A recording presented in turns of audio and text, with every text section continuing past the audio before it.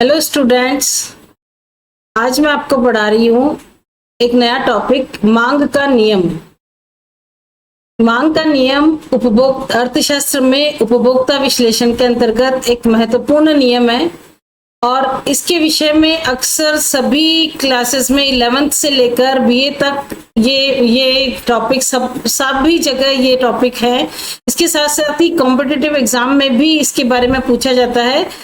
तो मांग का नियम आज हम शुरू करने जा रहे हैं। इससे पहले मैं आपको अर्थशास्त्र की परिभाषा, अर्थशास्त्र के प्रकार और समष्टि अर्थशास्त्र, व्यष्टि अर्थशास्त्र तथा कई अन्य टॉपिक में पिछले वीडियोस में कवर कर चुकी हूँ। अगर आप लोगों ने मेरे पिछले वीडियोस नहीं देखे हैं तो आपसे रिक्वेस्ट है कि आप मेरे चैनल पर जाकर मेरे पिछले वीडियोस देख सकते हैं। यदि आपको अच्छे लगते हैं तो आप लाइक, सब्सक्राइब, शेयर करना मत भूलिए। तो आज हम शुरू कर रहे हैं नया टॉपिक, मांग का नियम। मांग का नियम, जैसा कि मैंने आपको बताया, उपभोक्ता विश्लेषण का एक बहुत ही महत्वपूर्ण नियम है। व्यष्टि अर्थशास्त्र में इसका बहुत उपयोग किया जाता है। ये मुख्य रूप से ये कीमत और मांग के बीच संबंध को बताता है। कीमत और मांग के बीच संबंध को बताता है। मांग का अर्थ क्या है स्टूडेंट्स? मांग जो है अर्थशास्त्र में, मांग का अर्थ केवल ये नहीं है कि हमें इस वस्तु की मांग है। एक व्यक्ति कई वस्तुओं की मांग कर सकता है। उसको कार भी चाहिए, उसको बंगला भी चाहिए, उसको हर चीज चाहिए। तो यहाँ अर्थशास्त्र में हमारे मांग केवल इच्छा नहीं है, ये 3 शर्तों का मेल है। इसके अंतर्गत 3 चीजें सम्मिलित होनी चाहिए। पहली है इच्छा, मतलब वस्तु को पाने की डिजायर होनी चाहिए, चाहत होनी चाहिए। लेकिन इसके साथ साथ ही वस्तु को खरीदने का सामर्थ्य होना चाहिए। वस्तु को खरीदने हेतु पर्याप्त धन होना चाहिए। देखिए, सबसे पहली चीज जो शर्त जो है अर्थशास्त्र में, मांग तभी होगी, प्रभावपूर्ण मांग तभी बनेगी जबकि खरीदने की इच्छा होगी। इच्छा के साथ साथ में क्रय शक्ति होनी चाहिए, खरीदने तो पर्याप्त धन होना चाहिए और साथ ही खरीदने की तत्परता होनी चाहिए, मतलब इच्छा उस धन को खर्च करने की तैयारी होनी चाहिए। मतलब मुख्य रूप से तो ये 2 चीजें होनी बहुत जरूरी है, खरीदने की इच्छा, डिजायर, और परचेसिंग पावर। ये दोनों चीजें एक साथ होगी तो ही किसी प्रकार की अर्थशास्त्र में मांग का जन्म हो सकता है। देखिए, एक्चुअली हर व्यक्ति मांग कर सकता है कि उसके पास बहुत बड़ी गाड़ी हो, बहुत अच्छा मकान हो, बहुत अच्छे कपड़े हो, बहुत अच्छी उसकी लिविंग स्टाइल हो, सब कुछ इच्छा तो हर एक की हो सकती है। लेकिन ऐसी इच्छा का, ऐसी मांग का अर्थशास्त्र में कोई अर्थ नहीं है जब तक कि इन वस्तुओं को खरीदने की उसमें सामर्थ्य नहीं हो। तो उसमें परचेसिंग पावर होनी चाहिए उसके पास, मतलब पैसा होना चाहिए उसके पास। और उसके साथ साथ ही अगर पैसा भी है और इच्छा भी वो रखता है लेकिन वो खर्च करने की तैयारी नहीं है, मतलब वो खर्च नहीं करना चाहता, उसका स्वभाव ऐसा है कि वो नहीं खर्च करता, उसमें तत्परता नहीं है, तो ये इसके बिना भी अर्थशास्त्र में मांग का कोई अर्थ नहीं है। तो ये 3 शर्तों का मेल है, इच्छा, क्रय शक्ति और तत्परता।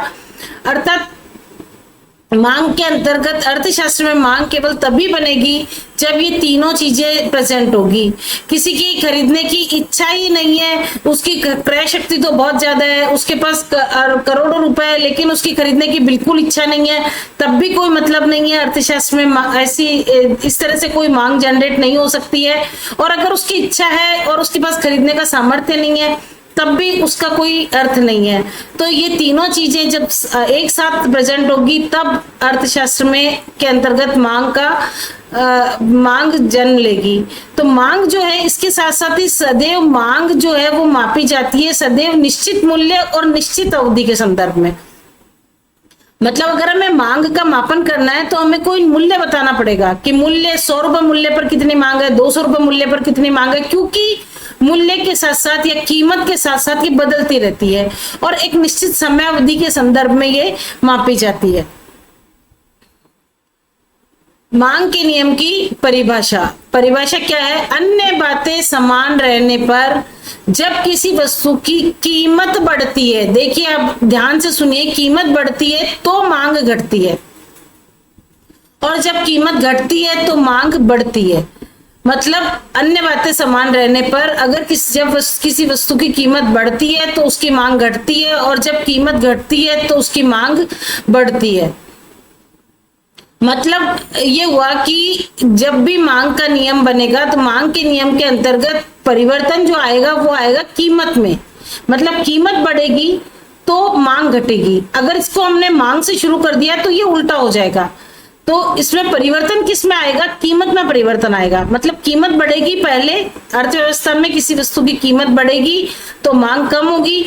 मतलब कीमत बढ़ने पर उपभोक्ता वस्तु कम खरीदता है, और कीमत कम होगी तो मांग बढ़ेगी। मतलब कीमत घटने पर उपभोक्ता वस्तु अधिक खरीदता है, और ये मांग का नियम है। मांग का नियम क्या है? जब किसी वस्तु की कीमत बढ़ती है तो मांग घटती है, और जब कीमत घटती है तो मांग बढ़ती है। अब इस नियम की मान्यताएं क्या है? जैसा कि इस नियम के अंतर्गत मैंने आपको बताया कि अन्य बातें समान रहने पर, तो अन्य बातें कौन कौन सी है जो समान रहनी चाहिए? उपभोक्ता की आय स्थिर रहनी चाहिए। आय अगर स्थिर नहीं रही, आय भी बहुत ज्यादा बढ़ गई तो कीमत बढ़ने पर भी मांग कम नहीं होगी। उपभोक्ता की रुचि, पसंद, ये सब स्थिर रहने चाहिए। अगर उपभोक्ता की रुचियां बदल गई, पसंद बदल गए, तो बिना कीमत के परिवर्तन के भी मांग में परिवर्तन हो जाएगा। संबंधित वस्तुओं की कीमतें स्थिर रहनी चाहिए।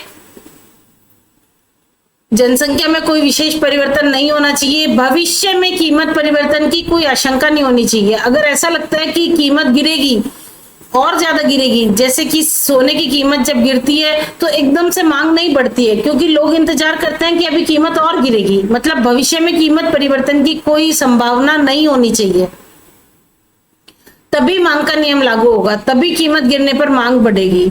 और वस्तु का कोई नया उपयोग सामने ना आ जाए, तब भी अगर वस्तु का कोई ऐसा उपयोग सामने आ गया कि किसी जगह किसी वस्तु को काम में लेना शुरू कर दिया, तो उस वस्तु की कीमत गिरने पर भी कीमत बढ़ने पर भी मांग में कमी नहीं आएगी। और अगर किसी वस्तु का उपयोग कम हो गया तो कीमत गिरने पर भी उसकी मांग बढ़ेगी नहीं। तो ये है इस नियम की मान्यता है। इसको देखिए आप, एक काल्पनिक उदाहरण से बताया हुआ है। कीमत है, प्रति इकाई कीमत जब 10 रुपए है तो मांगी गई मात्रा है 100। जब कीमत बढ़ के 10 से 20 हो गई तो मात्रा गिरकर 100 से 80 हो जाती है। जब कीमत और बढ़ के 20 से 30 हो जाती है तो 80 से कीमत मांगी गई मात्रा घटकर 60 रह जाती है। इसी तरह से कीमत बढ़ती जा रही है, दूसरी तरफ से मांग जो है वो कम होती जा रही है। यही मैंने आपको नियम के अंतर्गत भी समझाया था कि जैसे जैसे कीमत बढ़ेगी वैसे वैसे मांग कम होती जाएगी। तो ये है मांग के नियम का उदाहरण। इसके पश्चात अगर हम डायग्राम से अगर दिखाना चाहें तो देखिए, एक्स एक्सिस पर ली है हमने कीमत और वाई एक्सिस पर ली है मांगी गई मात्रा। तो जब 10 रुपए कीमत है तो ये 100 रुपए है मांगी गई मात्रा। जब कीमत बढ़ी तो ये मांग कम हो गई, 20 रुपए हुई तो मांग हो गई 80 इकाई।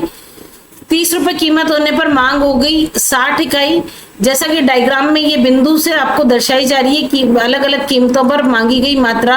और आप देख रहे हैं कि इन सबको मिलाने पर ये जो मांग वक्र बना है ये नीचे की तरफ झुक रहा है। मतलब इसका ढाल हमेशा ऋणात्मक होता है, डाउनवर्ड स्लोपिंग कर्व बनेगा।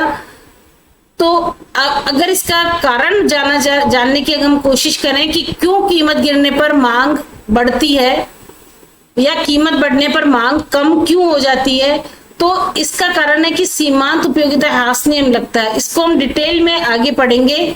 इसके साथ ही आय प्रभाव, प्रतिस्थापन प्रभाव, ये सब डिटेल में मैं आगे आने वाले लेक्चर्स में आपको समझाऊंगी क्या आय प्रभाव होता है, क्या प्रतिस्थापन प्रभाव होता है।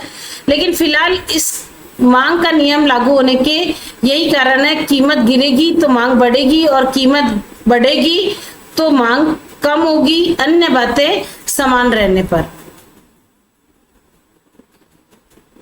इसके साथ साथ ही मांग के नियम के कुछ अपवाद भी है। मांग के नियम के अपवाद है, जैसे गिफन वस्तुएं हैं, इसके बारे में भी हम डिटेल में आगे पढ़ेंगे।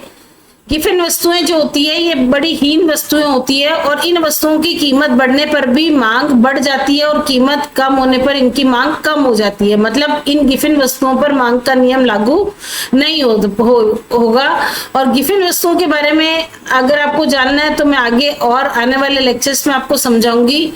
इसके अलावा प्रतिष्ठा सूचक वस्तुएं, प्रतिष्ठा सूचक वस्तुएं मतलब प्रतिष्ठा सूचक वस्तुएं जो होती है वो भी वेबलेंट गुड्स कहलाती है, और इन वस्तुओं पर भी मांग का नियम लागू नहीं होता है, क्योंकि लोगों को अपनी प्रतिष्ठा के लिए वो कीमत बढ़ने पर भी अपनी मांग करते हैं। इसके अलावा आवश्यक वस्तुएं, बहुत ज्यादा आवश्यक वस्तुएं होती है, जैसे दवाइयां या जीवन रक्षक वस्तुएं, तो उन वस्तुओं की मांग कीमत से प्रभावित नहीं होती है। भविष्य में मूल्य वृद्धि की आशंका हो, ये तो मैं पहले ही बता चुकी हूँ। अगर भविष्य में मूल्य वृद्धि की आशंका हो तो फिर मूल्य वृद्धि होने पर भी मांग कम नहीं होगी, क्योंकि लोग खरीदते रहेंगे, उनको लगेगा कि भविष्य में और ज्यादा कीमत बढ़ जाएगी। इसके अलावा फैशन या प्रदर्शन प्रभाव, जब फैशन की बात आती है लोग दिखावे के लिए चाहे कीमत बढ़ जाए लेकिन मांग करते ही हैं। और अज्ञानता भी एक कारण है जिसकी वजह से मांग का नियम लागू नहीं हो पाता। तो निष्कर्ष रूप में कहा जा सकता है कि मांग का नियम बताता है कि कीमत और मांगी गई मात्रा में सामान्यतः व्युत्क्रम संबंध होता है, मतलब कीमत बढ़ने पर मांग कम होती है और कीमत कम होने पर मांग बढ़ जाती है। यह उपभोक्ता व्यवहार, मूल्य निर्धारण, बाजार संतुलन को समझने के लिए अर्थशास्त्र का एक बुनियादी सिद्धांत है। हालांकि इसके अपवाद भी है, लेकिन जहां तक है ये कई परिस्थितियों में ये मांग का नियम लागू होता है। Thank you very much. अगर आपको यदि आपको इस नियम को समझने में कोई प्रॉब्लम हो तो आप मुझे कमेंट बॉक्स पर अपनी प्रॉब्लम लिख सकते हैं।